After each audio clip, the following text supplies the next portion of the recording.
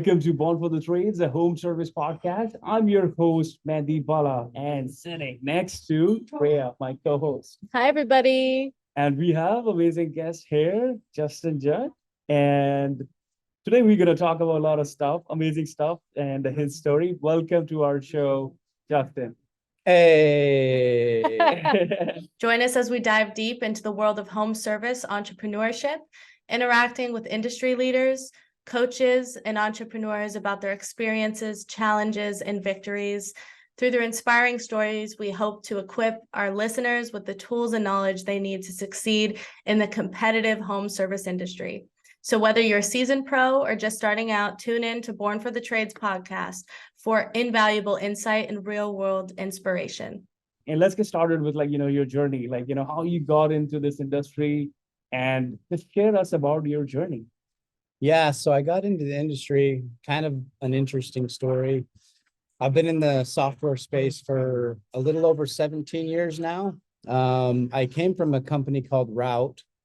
Route was the first software company to come up with shipping insurance for online stores. So you go get a pair of pants at an online store and you get to check out and there's a little checkbox that says protect your package from loss, damage, or theft. So Route went from 0 to 1.5 billion in 3 years. Wow. And yeah, so I built out that sales team. And kind of at the end of that, Ryan Fenn, the owner of Chirp, reached out to me and asked me if I was open to other opportunities. And Route took it out like $250 in venture capital money, which isn't always a bad thing, but it changed the culture, at least in my opinion there. And so I was kind of open to new opportunities at that time and Nice. been off and running since. And something we know about Ryan is, culture and morals and integrity. It's his big thing. So what was it about, Ryan and Chirp and getting into that culture that was so attractive to you? That's a really good question. Yeah, Ryan is really into has good values and wants his employees to have good values. Ryan really cares about customers. Mhm. If Ryan ever sees a customer post in the Chirp user Facebook support group that they're running into an issue with Chirp, Ryan is the first person to Slack the team and be like, what's going on here? So Solid. anyways, so I liked his values. The other part was I like startups. I'm not a good employee at a company that's been around a long time and has a lot of rules and structure. Right. I don't like people to tell me what to do. There you go. Like me. Like me. I like to build. I like to be able to kind of do what I want to do. That's what I feel like I'm good at. And then I believed in their product. The interesting story about that is the first interview that I ever had with them. We were just 18 months ago, we were in a tiny office with 4 of us. It's nuts. So I drove to the office and I had a white BMW at the time, but I pull up, keep in mind, there's only Ryan's there, Taylor's there. Taylor's also an owner in Chirp, and then one support person, Travis. And I pull up and there's 2 other white BMWs. And so mine was the third white. Great minds think alike. It was kind of the universe talking to me a little bit. And then I randomly saw Ryan at Harmon's at 9 o'clock at night. And I had never seen him before. And he was with his wife. And I don't know, it was just one of those weird things where I was like, yeah, I feel like this is kind of meant to be. And that actually, as weird as it may sound, that kind of. It was destined. It was destined. Yeah. To be. Yeah. You're doing good stuff. And for those who don't know about Chirp, you should check it out. It's a game changer for home service industry, and it is adding actual good revenue with that texting platform. I know we're gonna talk more about Chirp. Let's talk about your past. Yeah. Okay. You have amazing story, and please share about your old lifestyle. We want to bring to the audience. Yeah. So I used to. Putting you on the spot here. No, I'm an extreme person. I have an extreme personality. When I do things, I do them 100%, whether that's for good or for bad. Totally. And I surrounded myself with the wrong people for many years. And by the way, it's not on them. It was still on me. I take accountability for what I did during that time. But anyways, I just was more about party life and was drinking a lot and was partying a lot. And the real fact of the matter was I was hurting really bad internally. And I was doing those things because I didn't like the way that I was feeling, and that was the easiest way to get away from the way that I was feeling. And then it got to a certain point where I just got tired of feeling that way, and really had two choices. This is going kind of deep, but this is just the reality of it. And I think there's a lot of people out there that are struggling inside and don't dare to say anything about it. A lot of times it's the people that have the biggest smile on their face. Yeah. Right. But for me, it just got to the point where I had a decision to make. I could either give up or I could actually change. Right. And I decided to change because I'm not the type of person that gives up.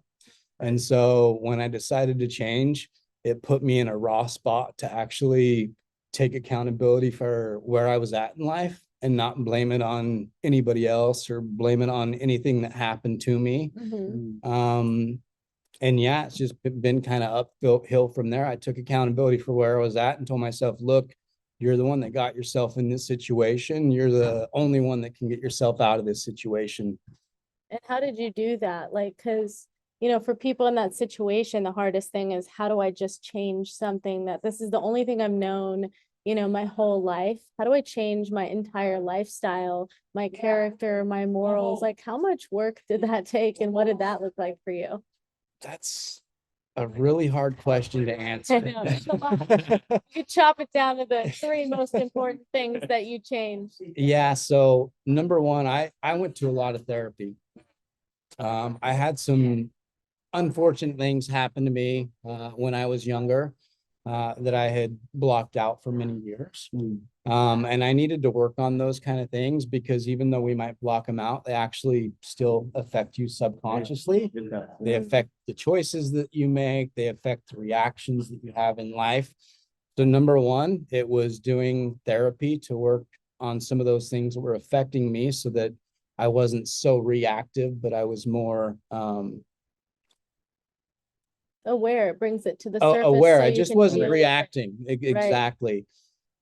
Number two, I had to completely change my circle. So once I decided to make that change, I literally haven't talked to any of the old friends that I was running around with. Yeah.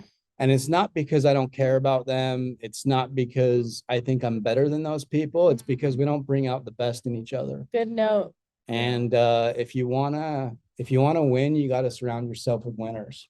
And so at this point in my life, if somebody doesn't genuinely have my best interest, then I'm not going to associate with that person. Good. Discernment is different than judgment, Yep. right? It's like protecting yourself, all the hard work that you did on your character over the last, how long has it been since you made that change now? 6 years.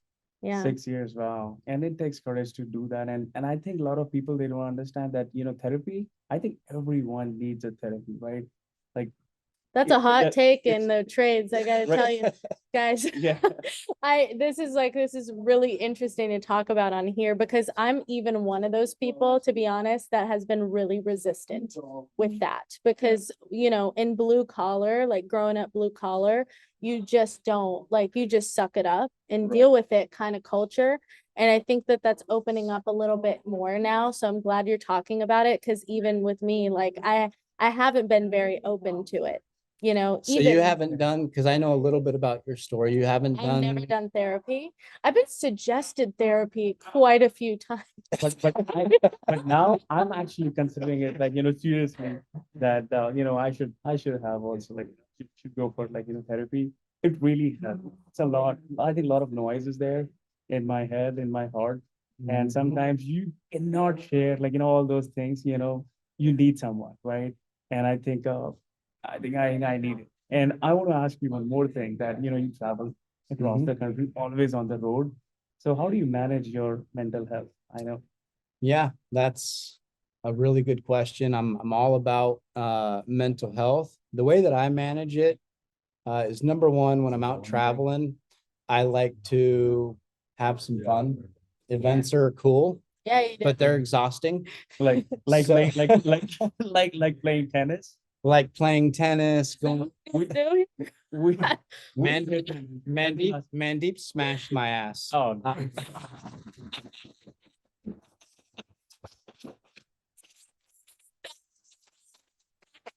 Uncle Joe, this is the whole, I wish you guys could see this. oh my god. I Yeah, like that's- I like to talk shit, and I talked some shit, and Mandeep took me onto the court and he gave it to me. So you know, I'm competitive. You are super competitive, and I think you were almost there. But yes, I crush your ass. Like yeah. So it was there, but he finished the job.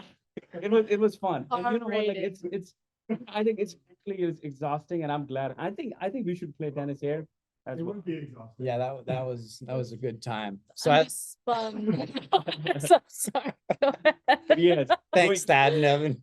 Yeah, we're going back to mental health, right? This is what you do, like surrounding yourself with like people that you love the most, hanging out, and having some fun activities along with your work. That's what you do that, and that's what you recommend to others. Yeah, I mean, I like to have fun when I come to these events. I like to go eat good food with people that I connect with, like we did last night.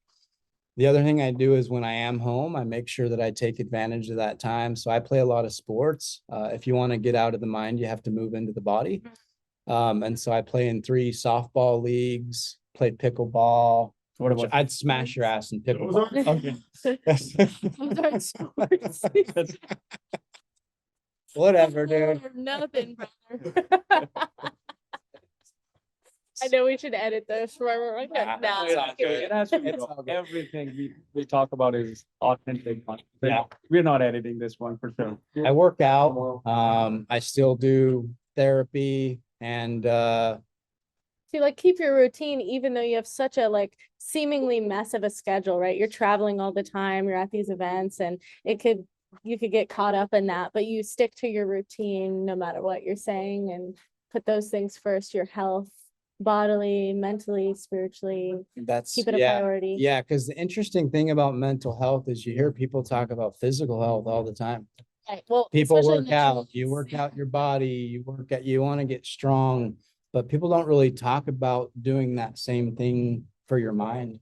Yeah, 100%. And I think that's missing. And I think we are opening up a lot, right? In the trades, we talked about mental health. I think It's and better now. it's better now, and people are taking it like seriously. That Even I'm more open to it. What is it exactly? Is it the stigma I that think like it's in the, what is it? I think it's a fear that, you started out with like this victim mentality that I never want to catch that disease, and I had this idea in my head, I guess, that therapy was like, you're going to tell me that my problems are my mother and father's faults, and you're going to like cater to this sort of blaming, that Yeah. I don't know why, but I always associated therapy with something like that.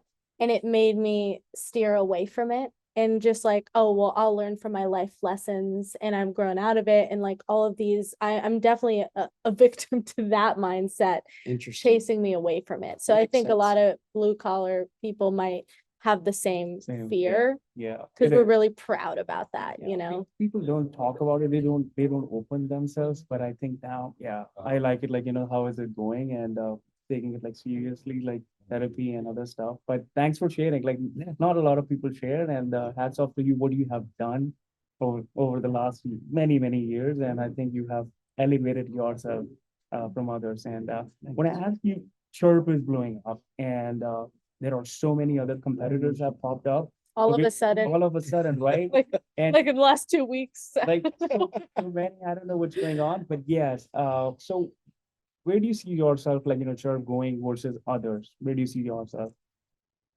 Here's the first thing I want to say in regards to that, because I'm all about competition. I never shy away from it, never Mhm. have.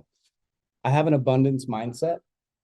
So there could be as many competitors as you want. Like We nice. can all still win. Yeah. There you go. You Yeah. get what I'm saying? We could Yeah. have 4 competitors and every single one of those competitors can win. So that's the first and foremost, that's really important for me. I'm not going to focus on what other people are doing. I'm going to Right. focus on what we're doing. Right. And Well, as a third party, and then I could say that, I've noticed all of these, everyone wants to get into AI and software and all of these things all of a sudden, right? With no prior experience, which is cool that we're even looking at these things in the trades now. But, one thing about Chirp is like they're long lasting Yeah. and they focus on one thing that they do amazingly. They have all the testimonials to back it up. And that's really all I see. And then the rest is maybe like a side project I've noticed, like, hey, let's just do this entire complicated software as a side project. And I think that it'll just fizzle out when they realize and respect Right. what your side of the industry does. I don't think, like, me being the blue collar side of the industry, right? Like I can see how they look at that and think, oh, those software nerds, we can we can do that better than them. And then they're going to realize that, how much really goes into something like that, the commitment it takes to focus on a software, perfect it, and roll it out. yeah, so we've put 5 years into, really doing everything we can to make Chirp as good of a product as possible. A lot of that time is spent directly on integrating with the different field service management softwares that these companies use. Because if you're looking to implement automation into your business, it's got to have a direct and deep integration with the field service management software you're using. Right. You don't want to have to be importing lists all the time, Right. building a campaign and then blasting it out. More work, and you're losing out opportunities, as opposed to when you're directly integrated. Service Titan, for example, an open estimate's created in Service Titan, it instantly pushes it into Chirp, and Chirp starts following up through text, email, ringless, voicemail. Right. A call is abandoned in Service Titan, we automatically start following up. A call's unbooked, we automatically start following up. A job's canceled, we automatically start following up. So there's a lot of work that's been put in to get that integration as deep as it is. That's the first part. The second part is it takes a lot of support to have a software company like that. The nice thing about Chirp is it can do a ton. The hard thing about Chirp is it can do a ton. And so the support side of things is really heavy. We don't want to be another one of those software companies that has people sign up for the software and then just kind of leave them to figure it out. We take a ton of pride. And I've seen that, like, your support is amazing. It's not just like, handing over to them, it's plug and play. But whenever it's required, your automation experts are there to help and customize the campaigns as well. It's not going to be the exact same campaign, same bundle, but every campaign is going to be different. And I appreciate that. What are you guys doing at Chirp? It's not easy. I can relate it. It took 2 years to, come up with some product, but I can definitely associate with that. So we're proud of you and proud of your entire team at Chirp. Thanks. I'm looking forward to your product release. It's- Don't worry. I'm not going to say anything about it, but I think it's a really cool idea. Yeah, it's not exactly the same, but yeah, it. So it's coming, and we'll definitely collaborate. And I think we are already reaching out to, TRM software, like you said, Service Titan, Ledge, House Call Pro. And I think that gives you good exposure, like automation wise, so that we don't have to do a lot of manual stuff. Absolutely. We're all software people now. We got CXC, Grasshopper, Amanda Triolo. Yeah. We got the AI coaching, right? We have Chirp, and then we have what's coming out for you, which is really Right. exciting. So we're all delving into it. What are you going to start?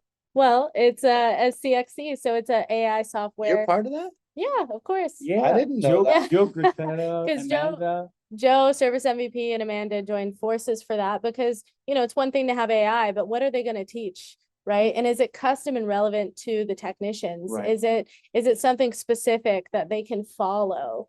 Right. So there's some softwares that compare it to your best salesperson, but then you can only get as good as your best salesperson. But what about the perfect blue collar salesperson that's already been written and tested for 25 years successfully? So we're integrating that with the AI and only using AI to teach and learn instead of replacing people. It's to make the people smarter and better, but not to replace the people. Absolutely. Yeah. Yeah. Absolutely. Yeah, That's Not a it's really not good easy. point. AI is awesome, but you have to train it. You got to Oh, train yeah. it correctly. Right. And that's why I think everybody's using the buzzword of AI right now and kind of sticking it on everything for marketing. And just, anything you do, guys, just test the product. You can test the product and see how it really works.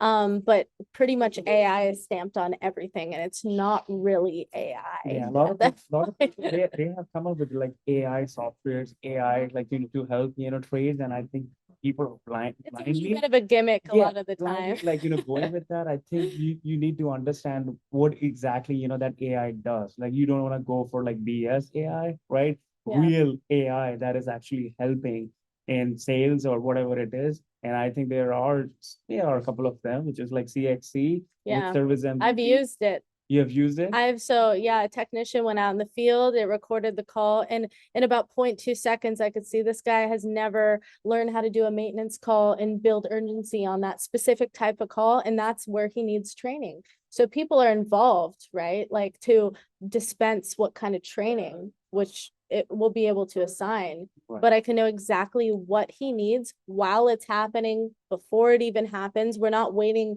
3 weeks to find out this guy doesn't know how to run maintenance calls. So where does the feedback go? Where does it go? Where does the feedback go? Like the information Yeah, from the the recorded call? information from the Well, recorded it goes call. to like the call by call manager, the quality control manager. So there's still someone assigned that is, just like managers usually at a blue collar business, they're not really doing much. A lot of the time is just true. So they're actually active and they're supposed to be training and developing people, sort of thing. So I decide that, hey, and the tech gets to see it. So the Yeah. tech gets to study himself. And just like when I was in the field, I manually recorded myself because any real salesperson records themselves while they're selling, right? Yeah. So this is just an advanced way to get everybody to do that and have the managers and the trainers to have access to it as well. Yeah, it really helps it really helps like B players to become better, like A players. Even A players can perform better than like what exactly. Especially Yeah. technicians. But yeah, Technicians are some of the best salespeople I've ever met because they're not originally that. yeah, There's so much more, they come across so much more authentic. They just don't have any training or direction whatsoever. As soon as they have it, they outperform right. everybody Yeah. in other industries too. Yeah, for all the listeners, make sure that you study and check out like AI tools out there and legit tools. Don't go for any BS AI, but there are good ones. And one of them is like CXC.ai. People can check it out. And the reliable people in the industry like Chirp has all of the data, all of the testimonials. They've been around, they've been doing this, and it's not, some new thing that you have to be tested and failed on. Yeah, honestly. it is tested. And I think we're gonna wrap up with this last question, Justin. Thank you for saying that, by the way. That means a lot because we put a lot of Tried and fucking true. hustle into this. Tried and So, yeah. Yeah, even our clients, they have been using it and they're extremely happy. I've with- only heard great things from my great clients. things all the time. So proud of you and your Thanks, entire team. So what's the future looks like, Chirp, and what kind of impact that we can expect in coming years? Yeah, so the main thing that we're focused on in 2024, obviously, we're always looking to better the product and take customer feedback to make sure that that's how we improve our product. We take customer feedback and we implement things according to customer feedback. But our main focus for 2023 is support. So for our current customers, again, we don't want to be one of those software companies that has people just sign up and leaves them hanging. We really want to walk people through how to implement Chirp step by step. And so we're investing heavily into support, customer success, managers, automation experts, just retention and customer And support. that's That's a refreshing answer. Yeah, refreshing answer. And I think a lot of product companies, they start, and that I'm reading now a lot about like MVP, minimum viable product, where you get feedback from your customers and implement it. And I think a lot of people, they just leave it in the initial stage, and then they forget to keep implementing the changes, feedback, and that's what makes you stand out, your product, that you are always implementing feedback and how to make it better, right?